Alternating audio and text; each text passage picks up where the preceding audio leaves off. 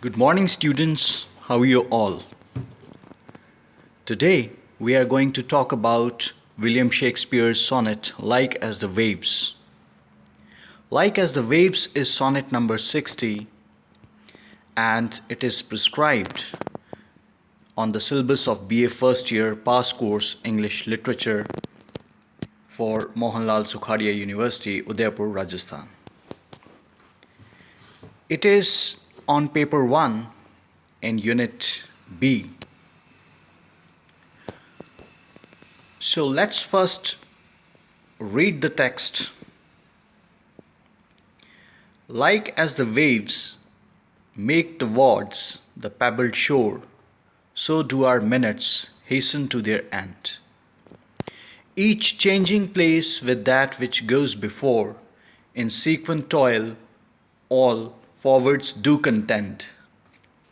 Nativity, once in the main of light, crawls to maturity, wherewith, being crowned, crooked eclipses 'gainst his glory fight, and time, that gave doth now his gift confound. Time doth transfix the flourish set on youth, and delves the parallels in beauty's brow. Feeds on the rarities of nature's truth, and nothing stands but for his scythe to mow. And yet to times in hope my verse shall stand, praising thy worth despite his cruel hand. So students, as you might have noticed, that in the sonnet, the poet talks about the idea of time. Time as a destructive force, as a force which first gives you gifts, gifts of life, of breathing, of beauty, of movement, physical movement. And after some years, when we attain maturity, our physical life begins to decline. So, the idea of time as a destructive force has been celebrated in the sonnet. And sequent toil means making effort after effort. One effort after another effort. Contend means strive, making serious effort, marching forward, going ahead. Nativity, by nativity is meant new birth. It means newborn baby. Eclipses means human life has been compared to the rising and setting of the sun. In morning, sun rises, and in evening, sun sets. So it is a matter of time. It is controlled by sun's rising and sun's setting is controlled by time. Confound means destroying. All things are destroyed in the course of time. Transfix means piercing, stabbing, impale.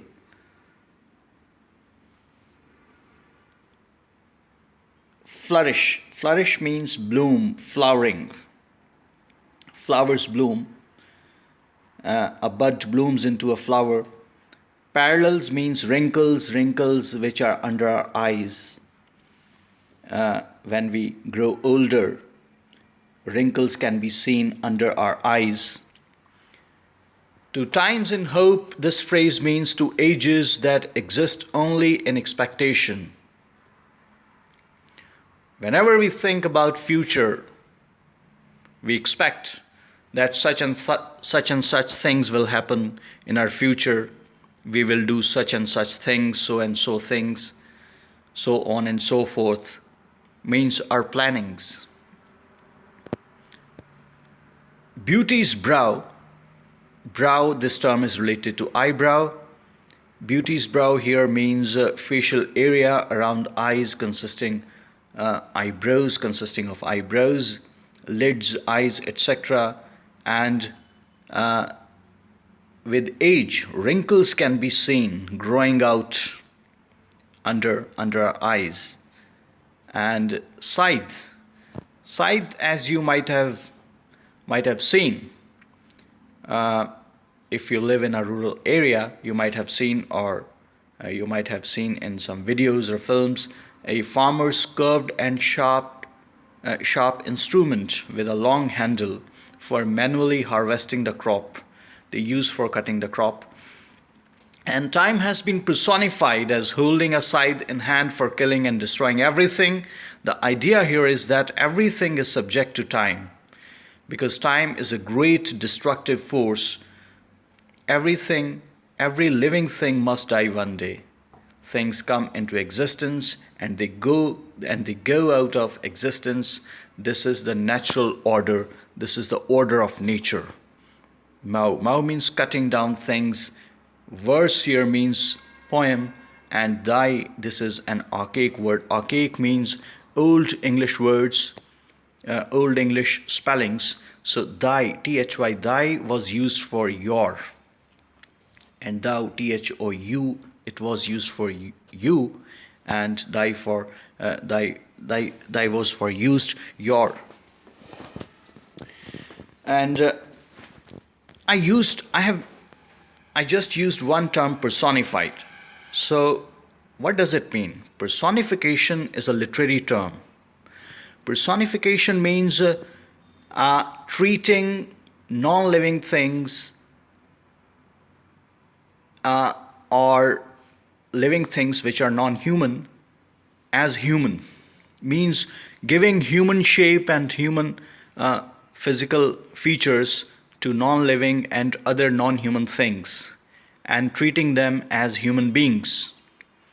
So time has been personified in the sonnet, and time has been imagined as a person holding a scythe, and he is cutting down things, he is destroying things, and all things are dying one by one. They are going out of existence one by one. So time controls existence of things. This is the basic idea. So like as the waves make towards the pebbled shore, so do our minutes hasten to their end, each changing place with that which goes before. In sequent toil all forwards do contend. So a simile has been used here. Simile is a literary term. Simile means a comparison between two dissimilar things. Waves have been compared with minutes. Waves have been compared with units of time. The poet here says that as waves in the ocean, they are formed in the ocean, and one wave is replaced by another wave, and all waves carry themselves towards the shore where there are pebbles, and so in the same way, 1 minute is replaced by another minute, one moment is replaced by another moment, and each succeeding moment takes the place of that which has just gone ahead. So each is changing place with that which goes before. In sequent toil all forwards do contend. So all human beings are heading forward, are marching forward towards death. A human being is born, and after his or her birth, a human being marches forward towards death. Means human journey begins from birth and it ends in death. So in sequent toil, sequent here means a sequence, means one replacing another. So in sequent toil, we make efforts, we we labor in our lives, and but after our work has been finished, we have to complete the course of life and we have to die. This is the natural truth. So in sequent toil, toil here means labor, all forwards do contend. Nativity, once in the main of light, crawls to maturity, wherewith being crowned, crooked eclipses. 'Gainst his glory fight, and time that gave doth now his gift confound. A child is born,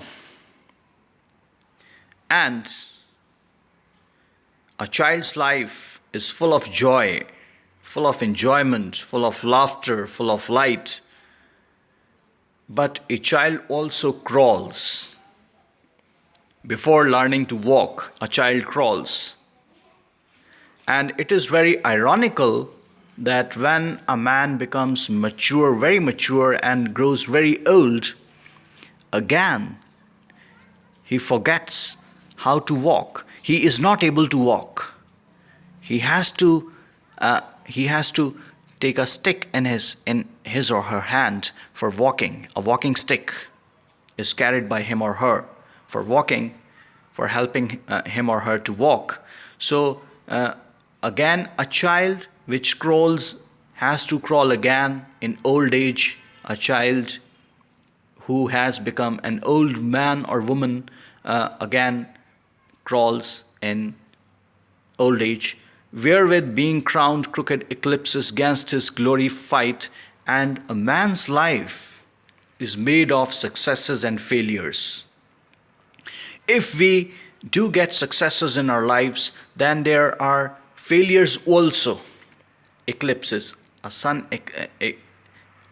eclipses, and the eclipsing movement of planets, we can see when there is a disturbance in the movement of planets, we see the eclipses of sun, and the sun is not visible at that time, or the sun's light does not have that much intensity which is visible in normal day-to-day life. So likewise, man's life is also eclipsed in moments of failure. And time that gave doth now his gift confound. First, when a child is born, he or she gets and receives many gifts from nature, many beautiful gifts from nature, a beautiful body. But gradually, when we become mature, when we grow old, one by one, all our organs, all our bodily organs start failing, and they become weak, and we become sick, and we are encircled by various diseases, and we have to die. We have to leave this world. So it is time who gives us gifts, and it is time who snatches those gifts from us. It is time who destroys those gifts in the due course of time. So time doth transfix the flourish set on youth, and dulls the parallels in beauty's brow, feeds on the rarities of nature's truth, and nothing stands but for his sight to mow. So time has been personified here. Time who gives us bodily beauty, physical beauty, who gives flourish, who provides shine to our countenance, to our faces, who gives us youth. It also develops parallels, means wrinkles under our eyes. So when we grow old, wrinkles grow out under our eyes, which are symbols of, we can say, wrinkles are symbols of old age. They tell that we are growing old. So feeds on the rarities of nature's truth. and nothing stands but for his sight to mow. Everything which has come into existence has go out of existence, because time does not spare anything. So time, everything is subject to the scythe of time. Time cuts down everything with his scythe. Mow means cut. And yet to times in hope my verse shall stand, praising thy worth despite his cruel hand. Volta, the sudden change in thought. As I discussed in my last video, in Shakespeare's most sonnet, Volta comes in the couplet. So here is a turn of thought. Shakespeare here says, he celebrates the idea of friendship over the idea of the destructive power of time. He says, he praises his friend. He dedicates this sonnet to his friend W.H. and says that whatever the power of time, however powerful time might be, it doesn't matter. It doesn't matter to the poet, because the poet expects that his verse, his poem, which he has written in the praise of his friend, will long last, will outlast the destructive power of time.